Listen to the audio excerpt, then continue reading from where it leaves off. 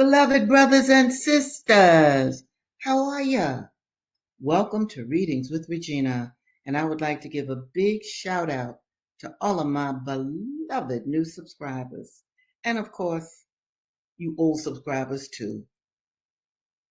It just makes me feel so good to see more and more people subscribe to my channel. This is Readings with Regina, and I actually will be reading books to you.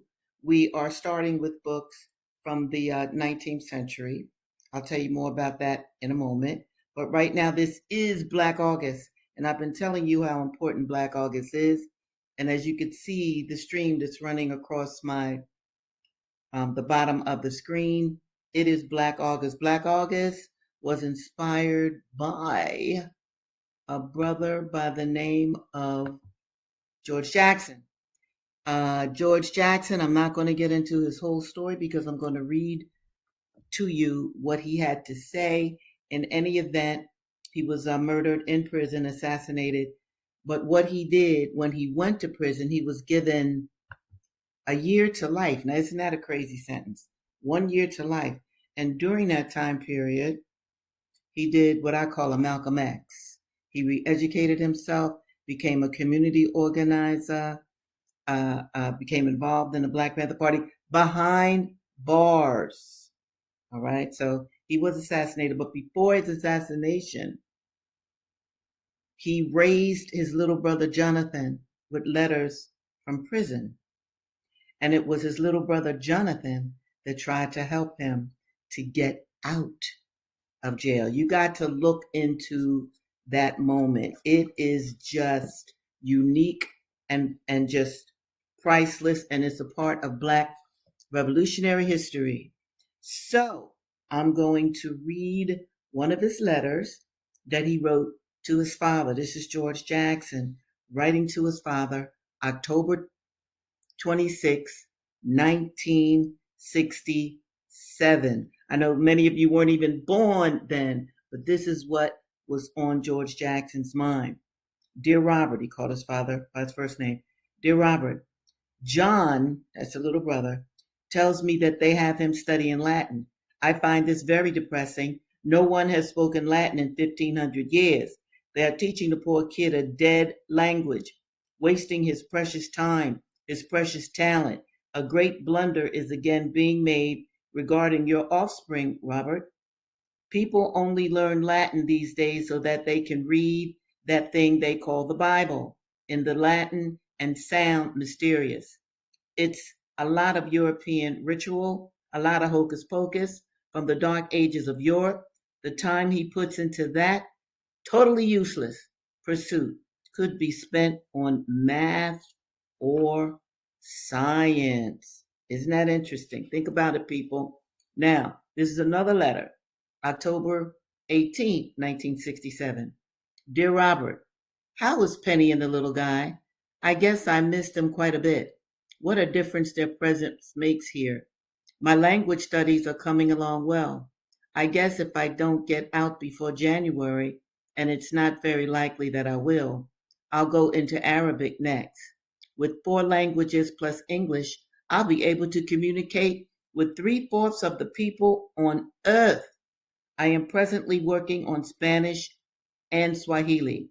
Spanish is spoken by most peoples from Mexico to Chile, in what is the fastest growing population area in the world.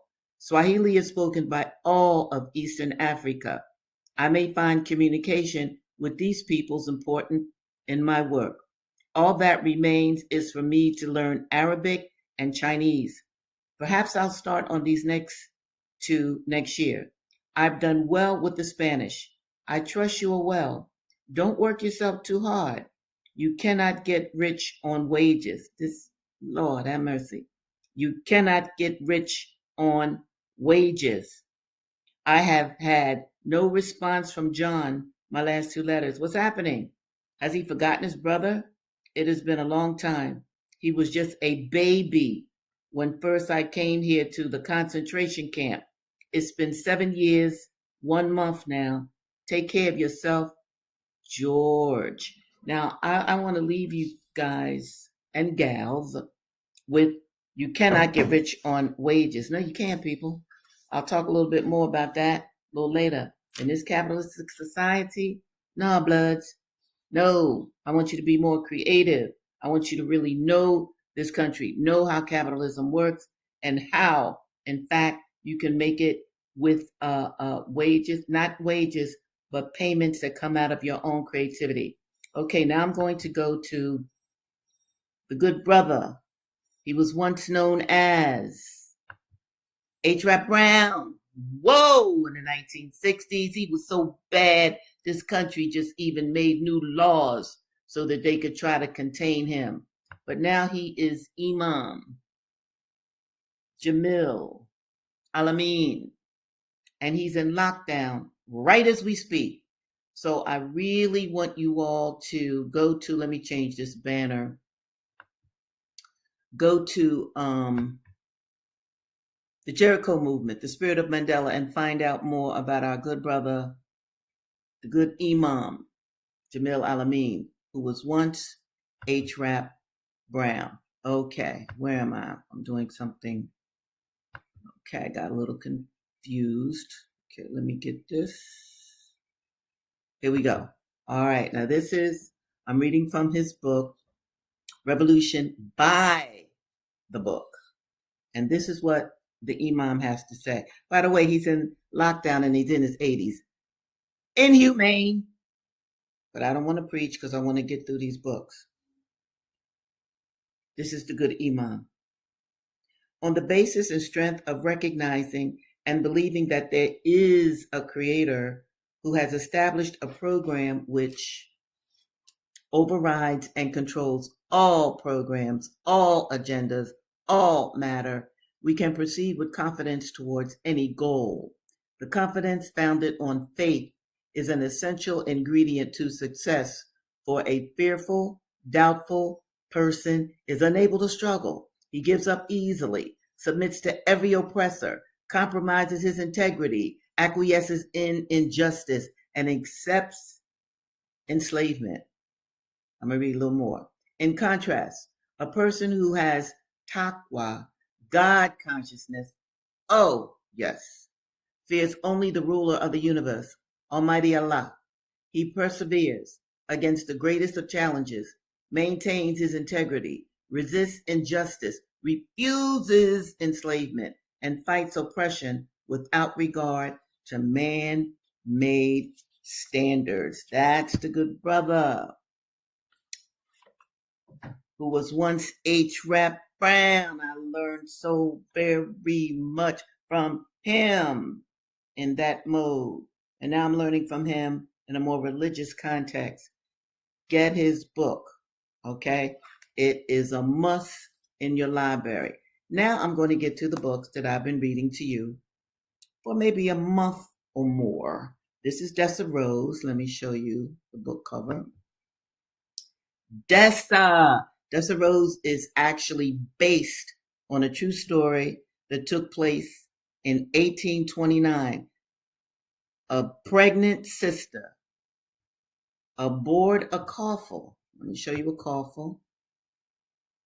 Okay, I really want you to look at that coffle. Okay, this is how enslavers moved enslaved people across the territory of America. You dig? Now, notice that the men have their hands tied behind their backs. Try to look all the way in the back, and that's the women.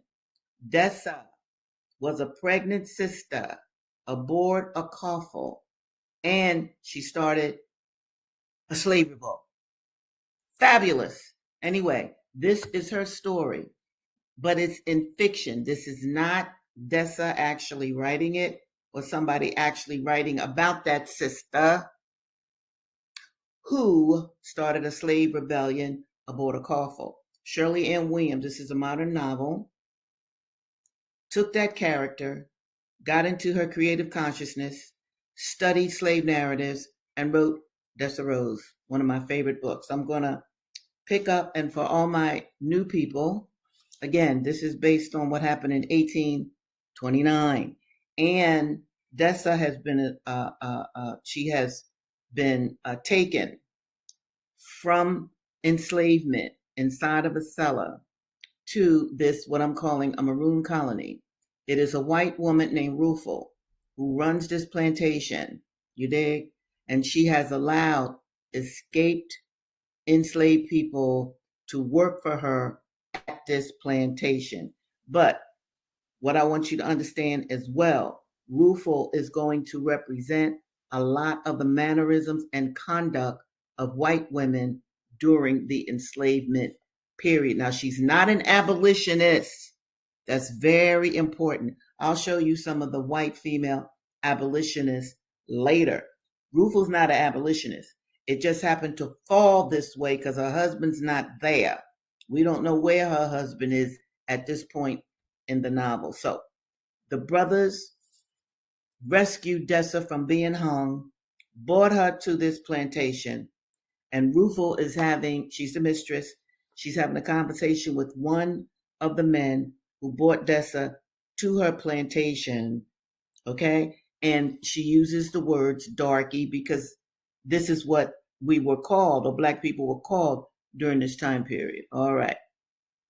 Rufel could see, she's talking to a brother named Nathan. He's one of the people that helped Dessa escape from being hung. Rufel could see the scene as he described it. That's Nathan. The darky himself tying the winch's hands, looping the lead rope over the pommel of his saddle, walking the horse across the yard and around to the front of the house as she stumbled along behind. Seeing the darkies lining the drive, some, as he said, hiding their faces, others staring straight ahead. Had her own people been there? Rufel wondered. The mistress was standing on the front porch, talking to Wilson. He was already mounted up, and when he saw me, he started off at a trot, calling to me to hurry up. I know that girl couldn't bit more run than I could fly. That's because Dessa had been branded between her thighs. A hot rod branded her between her thighs. A hot rod branded her between her thighs. That was the punishment that her mistress gave her. And now she's about to have to walk. She just got out of the sweat box. I didn't want to drag her. Well, Master Wilson, he rode back and hit my horse, Pia, like that across the rump. By the time I got the horse under control, Dessa's been drugged. What is that? Dessa been drugged about the yard a good bit. And Wilson was right there beside me, his hand on my hand. When I moved to help her, he said, "Oh, no, no, no. That's her first lesson on this coffle. She's got to keep up." Let me show you a coffle again, real quickly. That's a coffle. Dessa fell down. She had to get up. She had to keep up. Okay. She was crying, tears making mud on her face, dirt from head to toe, so she looked like something abandoned alongside the road. She picked her own self up, and I know her skin must have been screaming, but she didn't ask that white man for no mercy, not then, not ever that I know of.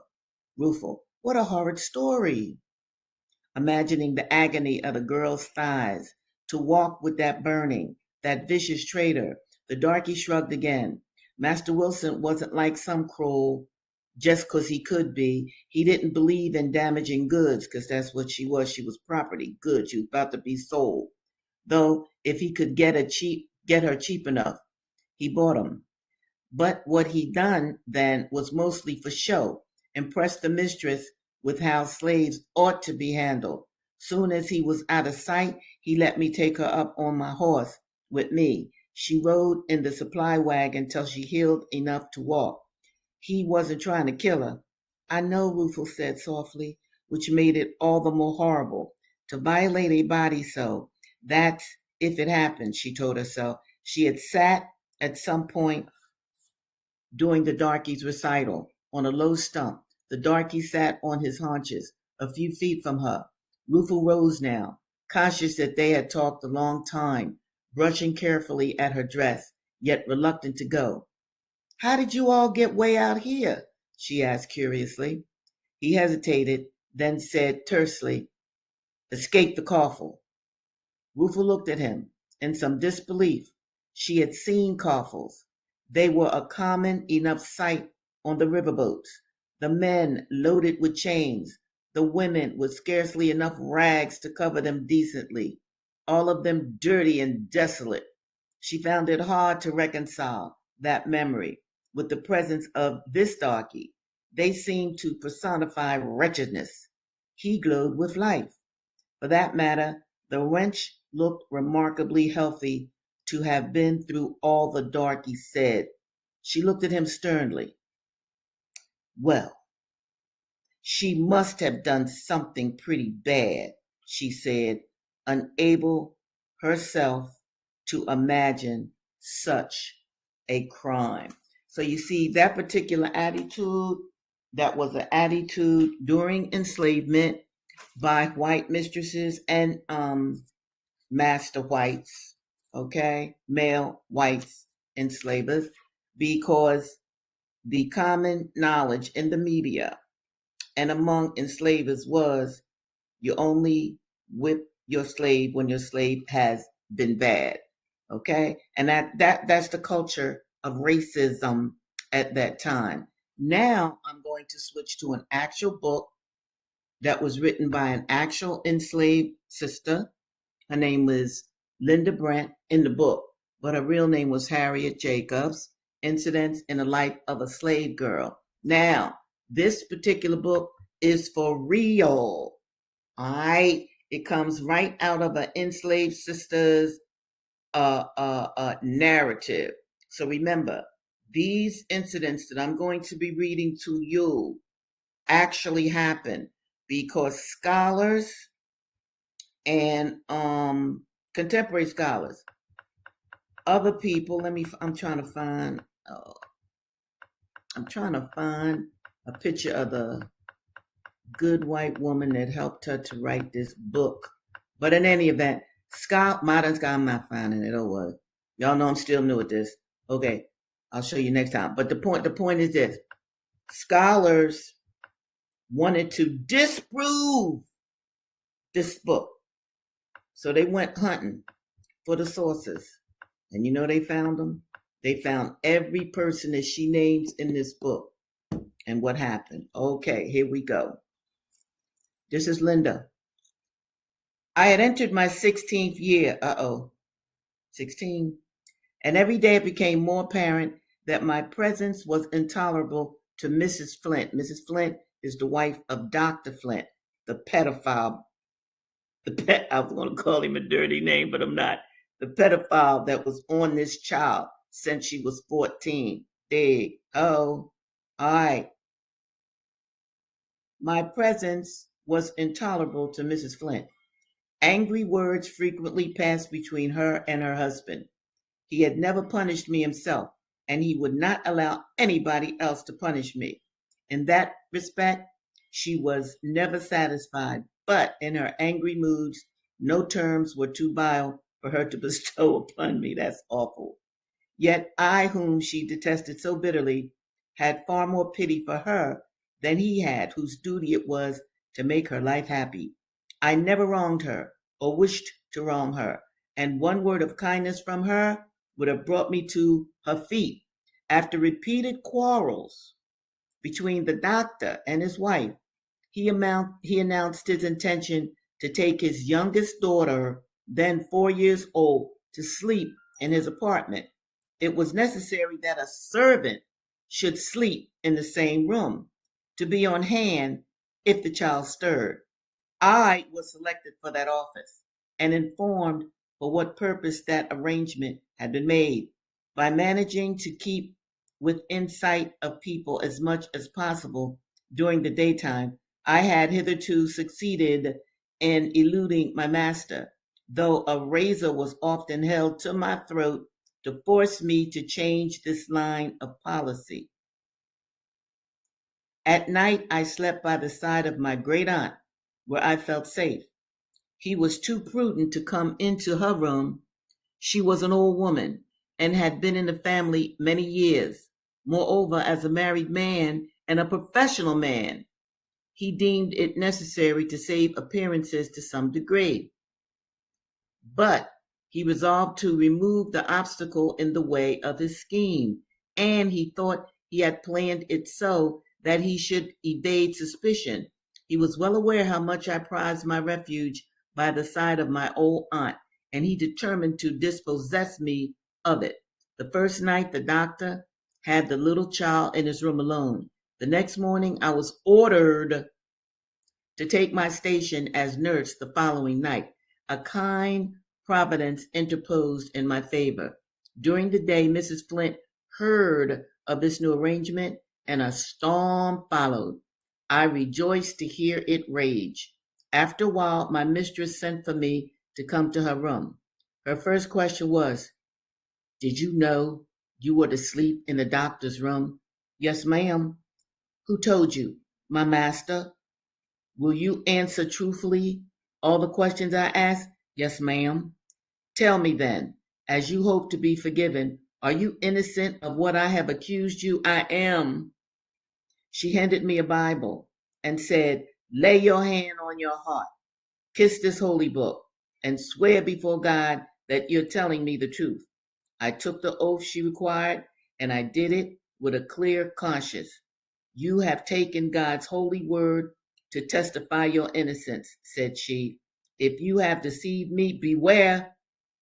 Now, take this stool, sit down, look me directly in the face, and tell me all that has passed between your master and you." Oh my. I will pick this up on Thursday. You got to hear what went down between that rotten Dr. Flint. Ho! And this child, okay, terrorizing her for 2 years. Okay, now the next book that I'm going to read also was written in the 19th century. Clotel, let me get the picture up.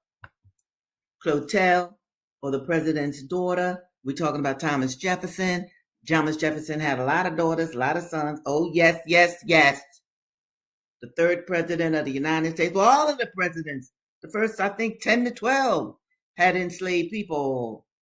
You understand? Because it was fashionable. It was legal. It was promoted in America.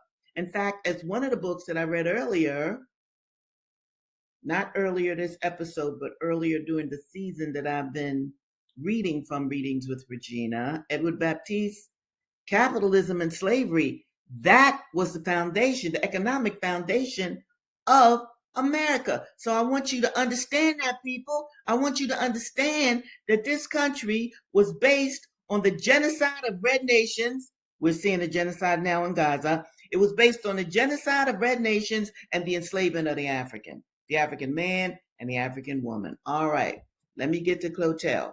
And this book was written in 1858. Linda Brent's book was written in 1860. Or at least that's when the book was published. Okay, so here we go. Now, I skip around in the books, and I skipped around in this one. What I wanted to share with you today is a sermon that an enslaver was giving to his enslaved. It's a question and answer sermon. The enslaver says, "What command has God given to servants concerning obedience to their master?" The servants answer, "Servants, obey in all things your masters according to the flesh, not with eye service as men pleasers, but in singleness of heart, fearing God." Good. Question.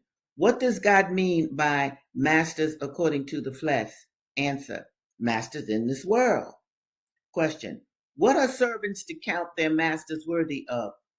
Answer. All honor. Question. How are they to do the service of their masters? Answer. With good will, doing service as unto the Lord, and not unto men. Question. How are they to try to please their masters? Answer. Please him well in all things, not answering again. Question. Is a servant who is an eye servant to his earthly master, and I servant to his heavenly master? Ah, yes. You see the master equating himself with the real master of the universe? Lord have mercy. Question. And should his master be Christian also? Ought he not, on that account, specially to love and obey him? Yes, was the answer.